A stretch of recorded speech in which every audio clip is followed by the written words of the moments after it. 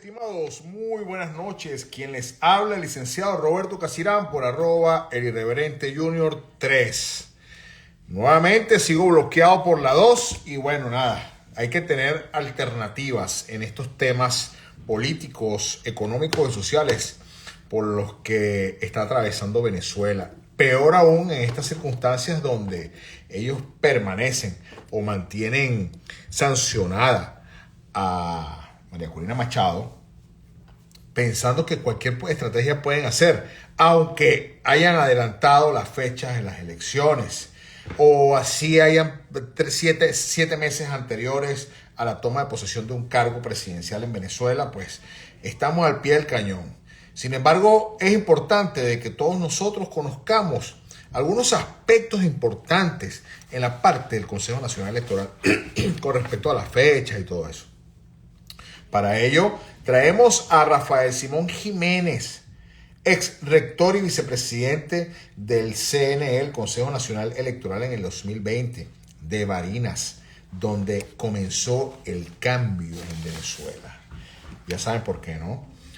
Allí ganó la oposición al 100%, y aparte que ganó la oposición al 100%, Freddy Superlano fue el primer candidato, y al verse el régimen tirano Nicolás Maduro acorralado con respecto a que ganó las elecciones un opositor y no el chavismo, pues optó por inhabilitar, una inhabilitación expedita, una inhabilitación express a Freddy Superlano para que él no pudiese ser gobernador del estado de Barinas. Sin embargo, pues después pusieron a Garrido, que ya sabemos quién, ya sabemos la casta de Garrido, el que está allí en estos momentos.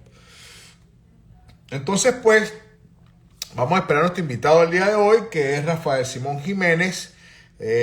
Va a ser un tema bastante importante, más que todo un conversatorio que vamos a tener con él acá sobre los temas importantes en las elecciones, ya que él estuvo allí como rector y vicepresidente del CNE, pues nos va a brindar una asesoría técnica, unas ideas, algunas palabras pues expresas por parte de él, de acuerdo a lo que establece la norma electoral y la Constitución de la República Bolivariana de Venezuela, porque hay un artículo muy importante en las cuales ellos están obligados a permitir que María Corina Machado se postule a pesar de su presunta inhabilitación. Vamos a esperar que llegue nuestro amigo Rafael Simón Jiménez. Vamos a ver si está por aquí.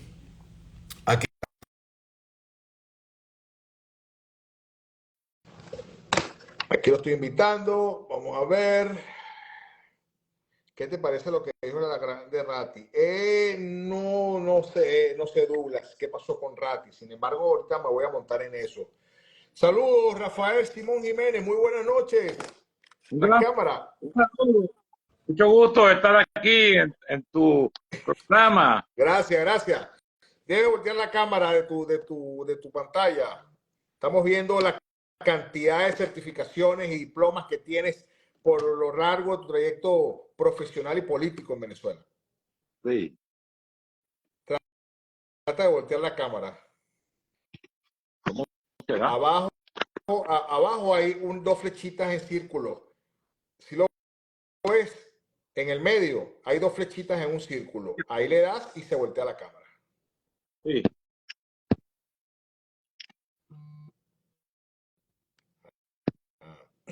Bueno, son errores técnicos que salen cuando estamos al aire. Ok, ahora sí, Rafael Simón Jiménez. Ahora te puedes enfocar para que te vean un poquito mejor. Buenas noches, ¿cómo está, estimado? Mi respeto, mi saludo y mi consideración para usted. Igualmente, un inmenso placer estar aquí contigo en un momento en que el país está esperando análisis, definiciones, guía, liderazgo, conducción. Sí, indiscutiblemente estamos atravesando por unas circunstancias donde genera dudas, genera intriga. ¿Qué está pasando? ¿Qué va a pasar? ¿Qué está esperando el CNE? ¿Por qué el 28 de julio, una elección tan importante para nuestro país? ¿Será que están adelantando las elecciones por alguna razón para quitar tiempo para que nadie pueda intervenir a favor de María Corina Machado? Podemos comenzar con ese tema. Fíjate tú, la fecha es absolutamente inconveniente, aunque no es la primera vez que el chavismo hace elecciones presidenciales en esa fecha. Es Incluso correcto. si nos remitiéramos al proceso de hace 6 años, las elecciones fueron en mayo, es decir, En mayo. incluso antes, en el proceso donde eh, aparentemente o según los pronunciamientos oficiales, Maduro fue electo y compitió por la oposición, Henry Falcón, ¿no? Y Pero Falcón. en una fecha absolutamente inconveniente, entre otras cosas, porque la transición de la presidencia o la toma de posesión está pautada para el 10 de enero del año siguiente. Es decir, que suponiendo como lo que uno prevé, dado el nivel tan grande de rechazo de deseo de cambio que tiene el gobierno, se logra elegir un candidato opositor como presidente de la República, bueno, van a transcurrir largos 6 meses con un presidente en Miraflores sacado por los votos de la gente, un presidente electo que va a tener que convivir y coexistir durante todo este periodo. Sí, indiscutiblemente lo que usted acaba de decir está establecido en el artículo claramente 231 de la Constitución de la República Bolivariana de Venezuela, donde establece que todos los 10 de enero, en el comienzo de ejercicio de la Asamblea Nacional, pues debe tomar posesión el presidente electo de la República, y es importante porque son 6 meses, como usted lo acaba de mencionar, donde va a estar un presidente electo y un presidente en transición, que por supuesto, aún el presidente electo, que debe ser María Corina Machado, y el presidente que se encuentra en posesión en esos momentos, pues puede cambiar las reglas del juego. ¿No cree usted en esta circunstancia? En esos 6 meses puede plantear cualquier situación, puede cambiar las reglas del juego en cualquier momentico, como están acostumbrados a hacerlo. Mira, es muy serio porque si el gobierno es derrotado, como todos aspiramos a derrotarlo electoralmente, el gobierno también va a quedar muy mal posesionado. Es decir, yo creo que el gobierno derrotado debería ser el principal propulsor de una transición corta, es decir, de buscar una manera de entregar el poder lo antes posible, porque también para el gobierno se le crea un problema muy serio, porque imagínate tú, un gobierno que aparezca frente a la opinión pública, frente a la opinión internacional, derrotado ampliamente en las urnas electorales, qué gobernabilidad o qué autoridad o qué capacidad de conducción del país. Es posible, porque no es la primera vez que sucede en el mundo, es posible incluso que dado ese supuesto, el supuesto de que el gobierno sea derrotado ampliamente el 28 de junio, el propio gobierno tenga que buscar, lo buscó Alan García en algún momento en el Perú, lo buscó Raúl Alfonsín en algún momento en Argentina, tengan que buscar la manera de impulsar una transición mucho más corta, porque eso es someter al país a una situación de desasosiego, de desestabilización, de impredecibles consecuencias. Sí, indiscutiblemente, como ellos están acostumbrados a hacer durante todos estos más de 20 años que llevan en el poder, cambiar las reglas del juego como se les venga en gana y respetando, por supuesto, la norma electoral y la norma constitucional. Sin embargo, hay un aspecto bastante importante, y usted como rector del CNE, yo quisiera que, si tiene la oportunidad de aclararnos este punto, porque si bien es cierto, la Constitución establece en su artículo 227, y lo voy a leer para citarlo, para ser elegido presidente de la República o presidenta de la República se requiere ser venezolano o por nacimiento, no poseer otra nacionalidad. De hecho, ya sabemos que tiene una segunda nacionalidad, Nicolás Maduro, que es colombiano, ser mayor de 30 años, de estado seglar y no ser sometido o sometida a condena mediante sentencia definitivamente firme y cumplir con los demás requisitos establecidos en la Constitución. Ahora pregunto yo, si según ellos María Corina Machado está inhabilitada por segunda vez, porque la primera fue, ya sabemos, que se le cumplió desde 2003, de 2015 al 2016. Ahora aparece nuevamente inhabilitada después de esa sanción que habiéndola cumplido. Si ella no tiene una sentencia definitivamente firme por una inhabilitación, entonces, ¿por qué no se le permite a ella inscribirse ante el CNE para postularse candidata a presidenta de la República? Bueno, es parte de una manipulación infame que además viene repitiéndose. Tú mismo lo citabas en el caso Barinas. Lo que pasó en Barinas fue peor todavía. Claro, era un estado, no era Venezuela, era un estado. Pero acuérdate que a Freddy Superlano lo inhabilitaron después que ganó las elecciones, cosa que es peor todavía de lo que, porque ni siquiera había digamos, la previsión de que él no tenía ningún impedimento para postularse como candidato a gobernador. De hecho, lo dejaron competir, de hecho, ganó las elecciones y a posteriori lo inhabilitaron para el desempeño de ese cargo. Bueno, pero es parte, mira, nosotros tenemos que entender eso que llaman la naturaleza del régimen al que nos estamos confrontando. Es algo elemental en la estrategia política, saber cuál es la naturaleza del adversario, cuáles son sus fuerzas fundamentales, y bueno, tenemos 25 años padeciendo a esta gente. Si no la hemos comprendido, si no la hemos desconstruido, es decir, sabiendo cuáles son sus motivaciones, cuáles son sus actividades perversas, de qué son capaces, bueno, vale, nos enterrarán, como dicen en mi pueblo, en urna blanca, porque si tenemos 25 años padeciendo a esta gente y no somos capaces de entender de lo que son capaces de hacer, bueno, nos seguirán entonces burlando como se han burlado hasta ahora. Yo creo que hay que, mira, está abierta toda la posibilidad de lograr un cambio político en Venezuela. Todas las encuestas, sondeos de opinión, survey, mediciones, todo lo que tú quieras que refleje la voluntad de la opinión pública es ampliamente favorable a un cambio, a veces excediendo más del 80%. Ahora, si las fuerzas opositoras, si las fuerzas del cambio, si los que estamos empeñados en ese propósito de transformar y de resguardar y relanzar a la democracia venezolana, no somos capaces de poder estructurar una estrategia que nos conduzca frente a un adversario que lo sabemos que es inescrupuloso, que lo sabemos que no tiene comedimiento, que lo sabemos que no respeta reglas del juego, porque así se viene comportando desde hace mucho tiempo. Bueno, ese es el adversario y ese es el adversario que tenemos que vencer. Esa es la realidad que tenemos por delante, ¿no? Perfecto, sí, indiscutiblemente. Y aprovechando que estoy tocando este artículo que es relevante para la situación país que está sucediendo en estos momentos y que, repito, hasta los momentos ningún tribunal ha presentado una sentencia definitivamente firme con esta inhabilitación para ella no poder ser candidata a la presidencia de la República, independientemente de que ellas digan o ellos digan que está inhabilitada técnicamente a favor de ellos. Ahora, resulta que aplicando la inversa en ese artículo 137, Luis Ratti, el candidato presidencial en el 2007, fue detenido en flagrancia por estafa y tiene la sentencia, el número de la sentencia es 2929 y la causa es 1AA684508 del 11 de enero del 2008. Él tuvo una sentencia definitivamente firme porque lo detuvieron en flagrancia y se le emitió una sentencia de aprehensión y detención privativa de libertad.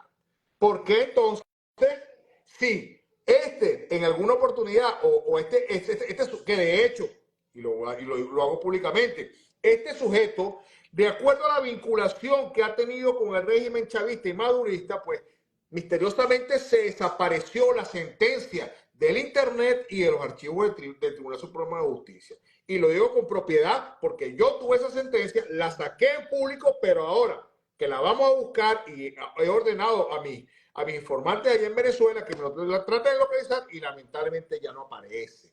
Qué conveniente la situación, ¿no? Pero él sí tuvo una sentencia. Entonces, se complica la situación porque, pero a él sí lo dejaron de inscribirse tranquilamente porque el chavismo le está pagando para que haga esa estrategia o ese plan. Es para que ustedes, seguidores, se den cuenta de lo que está sucediendo en Venezuela, en el marco legal y legítimo del régimen tirano Nicolás Maduro, lo que está haciendo. Pero ahora bien, Rafael, vámonos con el registro electoral permanente. ¿Qué está pasando con el registro electoral permanente? Porque según me informan, las sedes donde les toca a la nueva población votante registrarse les queda muy lejos, porque no ampliaron estratégicamente esa metodología para aumentar las sedes. Fíjate tú, el registro electoral, como su apellido lo indica, es permanente. O sea, todo el tiempo, toda la persona que cumpla 18 años puede inscribirse. Incluso, no solamente otros trámites como los cambios de residencia, la gente que se va al exterior, etcétera, etcétera. Ahora, para esos trámites, vamos a decir, todo el tiempo, es decir, no en tiempo electoral, sino permanentemente, existen a nivel de cada estado una oficina, que es la oficina de registro electoral, que funciona en las delegaciones regionales del Consejo Nacional Electoral. Pero vamos ahora, que es lo importante de la exigencia de que se cumpla, vamos ahora a una jornada extraordinaria de inscripción. Y para que esa jornada extraordinaria de inscripción pueda ser efectiva, hacen falta varios procedimientos.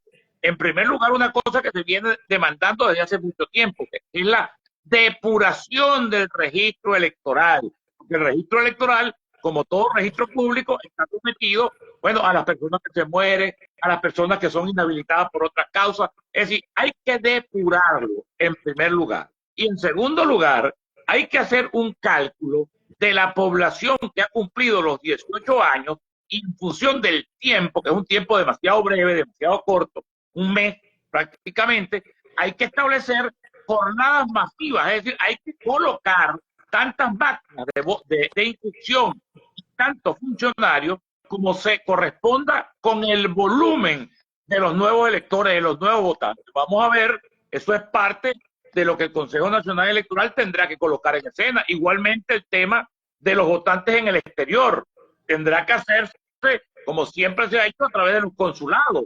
El gobierno alega, por ejemplo, en el caso de los Estados Unidos, de una proporción importante de la inmigración venezolana, que no hay relaciones consulares. Eso es verdad. Pero Estados Unidos es, si se quiere, una excepción. Ahí España, por ejemplo, que es un gran receptor de la migración venezolana. Colombia, que quizás es el país donde hay mayor migración venezolana por la vecindad. Bueno, allí los consulados venezolanos están funcionando plenamente y hay que buscar entonces darle la oportunidad a estos venezolanos que por hambre, por extrema necesidad han tenido que irse de Venezuela, bueno, que puedan desde allá ejercer su derecho al voto como lo prevé la Constitución y como lo prevé la ley electoral. Sí, bueno, aparte de este tema sobre el registro electoral permanente, y tú lo acabas de mencionar, lo de los países en el exterior, como Colombia, como los países de Sudamérica, como todos lo acabas de mencionar, los países del mundo, de alguna forma, donde exista una sede consular o una embajada de Venezuela en esos países, menos Estados Unidos, por supuesto, no aplica para en esta situación, pero hay una denuncia por allí donde voy a poner dos comillas a la palabra que usted acaba de mencionar, que es permanente, como lo establece el apellido, registro electoral permanente. Los ciudadanos venezolanos que se encuentran en la República de Ecuador, debidamente representados a través de sus documentos de identidad, bien sea pasaporte o cédula de identidad, que son los documentos que te solicitan para tú poder demostrar que eres venezolano, están teniendo inconvenientes para tal fin y hasta ahora se desconoce, porque esa es la respuesta que dio el cónsul o la persona que se encarga de esa información, que hasta ahora ellos no tienen conocimiento de eso, que no saben cómo va a ser la planificación, que no tienen unas directrices y que tienen que esperar una nueva instrucción por parte del CNE, en este caso Caracas, para ver cuál va a ser la circunstancia. Si se supone que usted lo están mencionando que es permanente, entonces, ¿por qué está sucediendo eso en Ecuador? ¿Es una estrategia política para dirimir las situaciones con las elecciones y que la gente se agote los recursos y no vaya ni siquiera a inscribirse ni a elecciones? Claro, ese laxo no está todavía abierto. Y hay una cosa muy importante que no se ha mencionado aquí, que es que en el Consejo Nacional Electoral existen dos rectores que fueron colocados allí como cuotas de la oposición. Es decir, hay un rector, que es el rector del Pino, y hay una rectora, que es Jaime Nogal. Esos señores, si tienen una responsabilidad con el cargo y sobre todo con el sector político que los llevó allí, porque esos señores allí no llegaron por Tienen problemas. Saludos, Edward Parra. Mientras que está conectándose ya nuestro hermano, pues a lo mejor le quitaron la luz. Ajá. Repite, te quedaste congelado, se te congeló la imagen, se te fue la conexión. Vuelve a repetir lo que estabas mencionando, por favor. Sí, te decía que en el Consejo Nacional Electoral existen dos rectores postulados por la oposición, el rector del Pino y la rectora Jaime Nogal. Entonces también los partidos, a la rectora Jaime Nogal se le identifica como postulada por Manuel Rosales, y al rector del Pino se le identifica como postulada por Henry Ramos Alú, en nombre de la fracción de Acción Democrática que dirige. Se lo volvió a congelar. Eso es otra parte. Rosalía Materano, mientras que estaba conectándose nuevamente nuestro amigo. No, ok. Continúe. Se decía entonces que estos dos rectores debieran salvaguardar los intereses de la sociedad democrática frente a todas las irregularidades y frente a todas las situaciones que se van a plantear allí, en respeto de los laxos, en respeto de todos los procedimientos, de todos los procesos electorales. Yo creo que ellos deben estar allí precisamente para dejar oír su voz a la hora del reclamo, la salvaguarda de la Contraloría que la sociedad democrática tiene que hacer, digamos, en relación al cumplimiento de los laxos electorales. Perfecto. Ahora una pregunta que tengo todavía la duda porque nadie me ha podido responder esta pregunta bastante interesante, que en principio, pues, de acuerdo a la norma electoral, y lo voy a citar, déjenme ver si lo tengo por aquí. Ajá, vamos a ver, ya va, espera un momentico. Ok. Vamos con el rector principal del Consejo Nacional Electoral, Elvis Amoroso. Elvis Amoroso se postula como candidato a rector principal del CNE, por supuesto, indiscutiblemente ganó sobrado porque ya sabemos cuál es la triquiñuela que ellos tienen allí. Ellos se pagan y se han devuelto, porque ni pendejo para montar a un opositor allí totalmente radical, porque saben que no va a ser de esa forma. Sí, el rector principal es Elvis Amoroso. ¿Qué pasó con la Contraloría? Bueno, habría que ver quién lo está sustituyendo en esas posiciones. Se está hablando, por cierto, en los corrillos políticos, como se dice tradicionalmente, de que van a haber nuevos nombramientos, tanto de Contralor como de fiscal, como de defensor del pueblo en estos días. Es una cosa que está en el ánimo de la opinión pública, ¿no? Y por supuesto, tendrá que ver eso con la designación de un nuevo Contralor, ¿no? Por supuesto, indiscutiblemente, pero de acuerdo a la norma electoral no podría tener dos cargos y mucho menos pertenecer a un partido político, como lo ha demostrado Elvis Amoroso, ser chavista perteneciente al Partido Socialista Unido de Venezuela y es el rector principal de la sede. Y hasta la fecha, usted se mete el día de hoy, terminando el live, usted se mete en la Contraloría y aparece él como el presidente, como el Contralor General de la República. Y eso eso atenta, porque, a ver, quien debe en todo momento, en esta oportunidad, decir si algún candidato o algún ciudadano que ejerce un cargo público en Venezuela es ¿cómo se llama? Candidato inhabilitado o no para cualquier postulación de elecciones populares, es el Contralor de la República. Pero entonces tenemos como Contralor General, que todavía sigue siendo Contralor General porque no hay nada contrario que diga esa función. Pero es el que va a decidir si cometiste o no cometiste fraude como trabajador del empleado público. Pero entonces también es el CNG para decirte, mira, tú estás inhabilitado porque yo te inhabilité, porque lamentablemente no cumpliste con lo establecido dentro de las leyes de la Contraloría General de la República. Es totalmente absurdo esa situación porque como que están acostumbrados a pagarse y darse devueltos, pero esta circunstancia se está escapando de las manos y es una situación que nadie se ha dado cuenta. Yo he estado haciendo seguimiento, pero lamentablemente no he tenido la información cierta, pero oficialmente el Amoroso es el Contralor General y el rector principal del CNE, y eso no debería ser. Y es una situación bastante importante. Y tú bien lo dijiste, solamente eso, es dirigente destacadísimo del gobierno, del partido oficialista, el PPV, anteriormente ha sido diputado en varias oportunidades, fue incluso consultor jurídico de la presidencia de la República en Miraflores, es decir, su filiación oficialista es inocultable, sin duda alguna, ¿no? Es decir, el Consejo Nacional Electoral, hay que decirlo simplemente constatando una realidad. El Consejo Nacional Electoral no es un órgano que reúna los requisitos constitucionales imparcialidad, de probidad, de independencia, ni que garantice entonces un proceso electoral con igualdad para las partes. Pero mira, todas estas cosas, y lo digo yo, todas estas cosas, lo que es, porque esto tiene dos lecturas. La lectura que entonces nos lleva a la conclusión que aquí no hay nada que hacer, porque todo esto está en manos del gobierno y nosotros, y ponernos en el papel de víctima, y bueno, y pedirle a Dios simplemente que nos ayude porque esto no tiene salida, o disponernos a pasar por encima de esto. Y hemos demostrado que aún con todo el ventajismo, que aún con todo el abuso de poder, que aún con toda la utilización de los recursos públicos podemos derrotarlo, porque los hemos derrotado en muchas oportunidades. Y si nos unimos y nos estructuramos una sola visión de la oposición, los vamos a derrotar con todo el ventajismo, con todo el abuso de poder, con las inhabilitaciones, con todo eso lo vamos a derrotar porque ya lo hemos derrotado.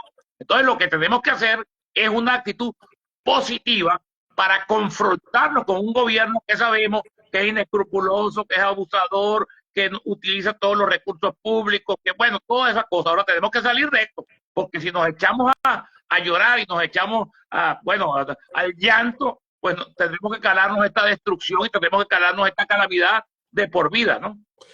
Voy a aprovechar esas palabras que usted acaba de decir, la demostración que le hemos dado efectivamente de nivel electoral. Vuelvo al principio de mi tema. Lo hizo Barinas en su momento.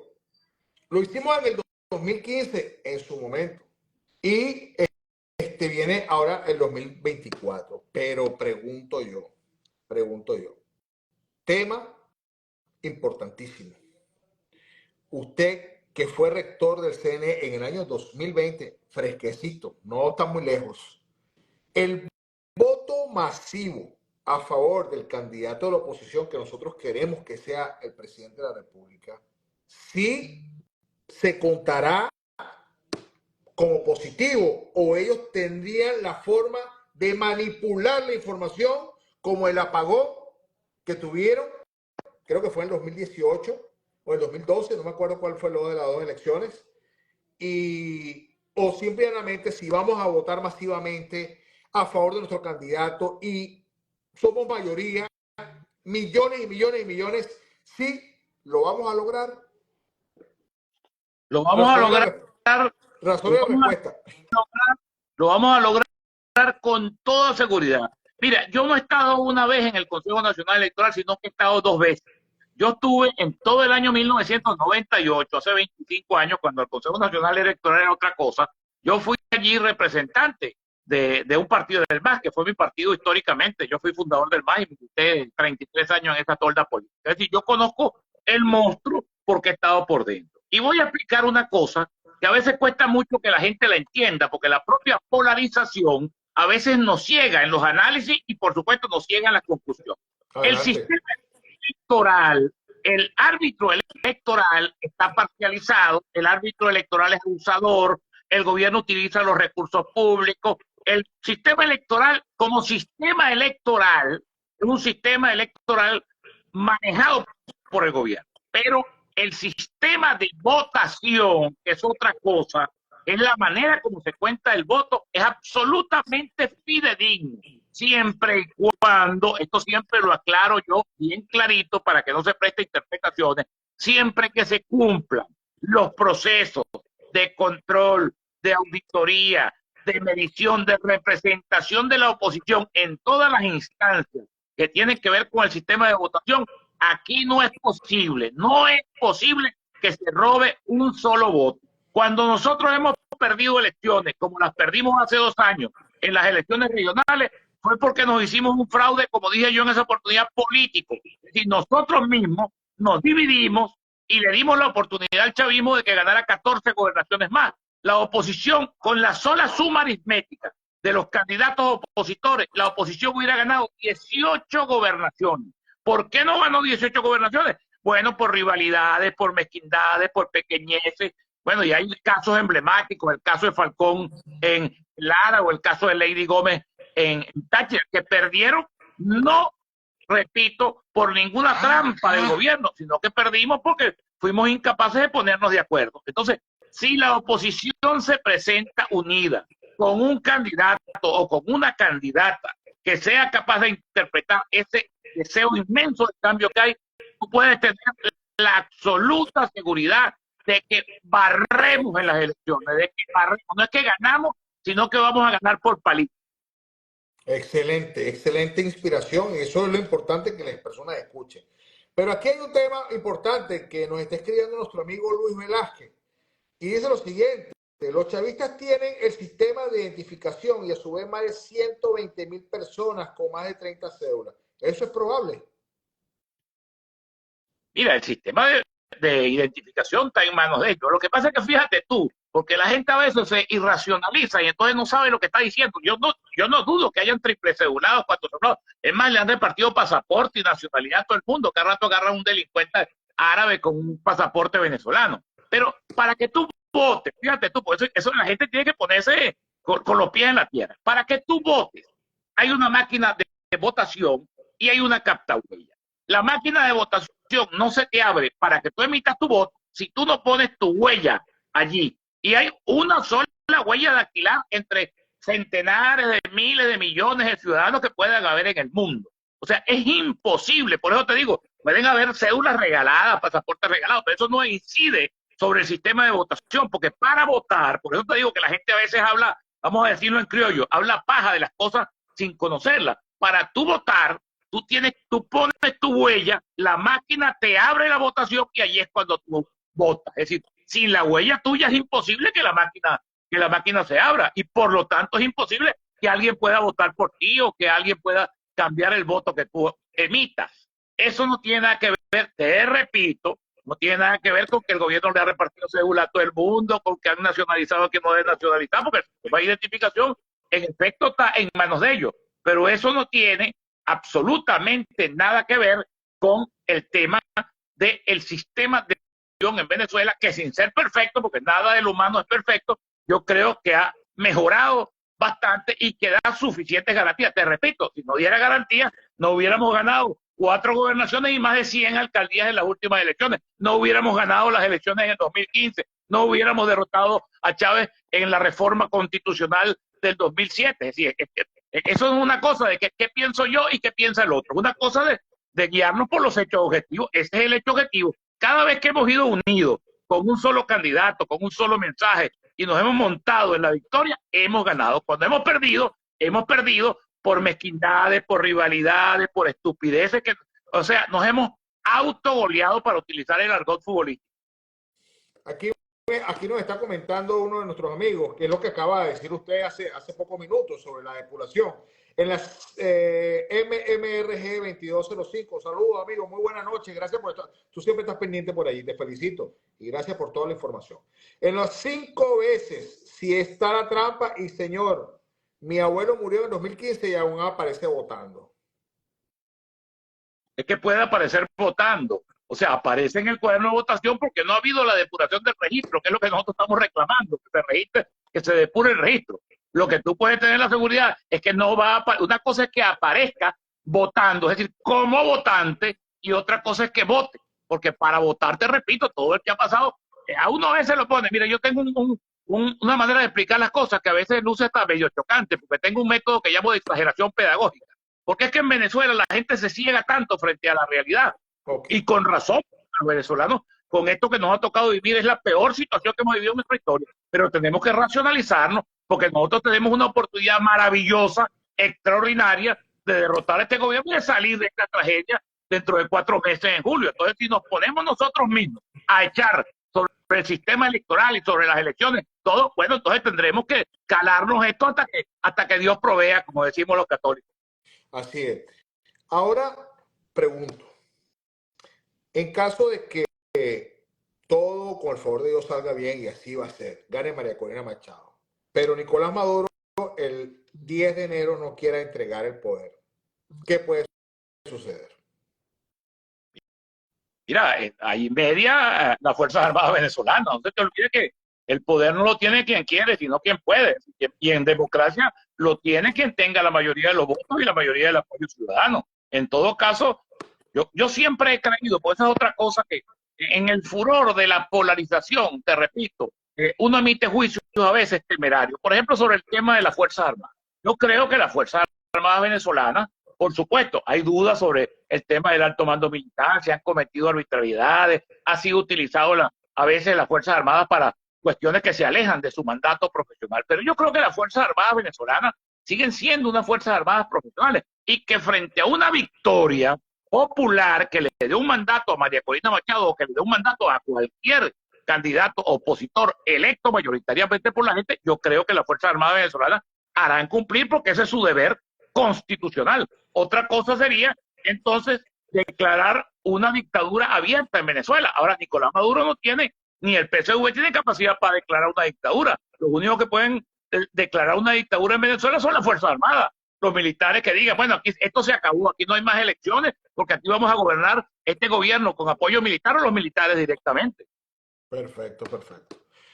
Bueno, estimado Rafael Simón Jiménez, de Barinas, donde comenzó el cambio en Venezuela, y de allí eso va a ser hegemónico porque tenemos que seguir contagiando a nuestra gente para que vaya a inscribirse a pesar de las adversidades y que vaya a votar responsablemente a favor del candidato de su elección, pero ya sabemos que no es Maduro. Unas últimas palabras de aliento, motivacionales, para que esas personas, esos ninis, esos que puede ser, que me da flojera, que no quiero ir, que tal vez a lo mejor, ¿qué les dice?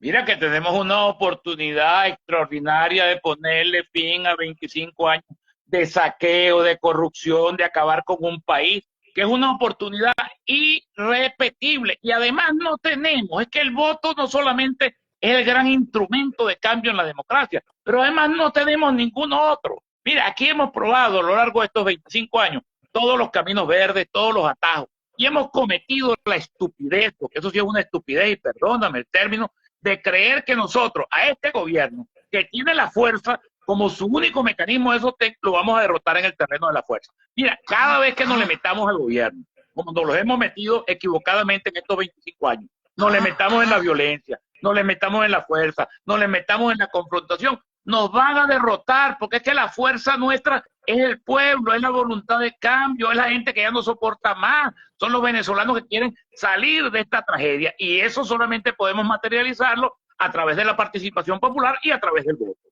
Excelente palabra, estimado Rafael. Bueno, muchísimas gracias por su tiempo, muchísimas gracias por atender la invitación. Una cátedra electoral que nos acaba de manifestar. A la numerosa audiencia que se ha ido sumando. Sí, lamentablemente tuvimos que hacerlo con este canal, como le digo, este es más nuevo que el original, pero lamentablemente, pues por lo contundente o lo irreverente que he sido durante mis lives en el otro canal, pues lamentablemente me cercenaron el derecho a comunicar por allí por ahora. Entonces, pues nada, esto va a estar colgado en este canal, va a estar colgado en YouTube, porque al terminar lo cuelgo en YouTube, y posteriormente lo cuelgo en el Irreverente Junior 2, para que los que no pudieron verlo por allá estén siguiéndonos consecutivamente con la información que les traemos para todos ustedes. Bueno, muchísimas gracias, Rafael, nuevamente. Muy buenas noches. Muchísimas gracias. Saludos, un inmenso placer. Gracias. Nos vemos el 28 de julio para monitorear las elecciones. Seguro. Gracias. Buenas noches. Oh.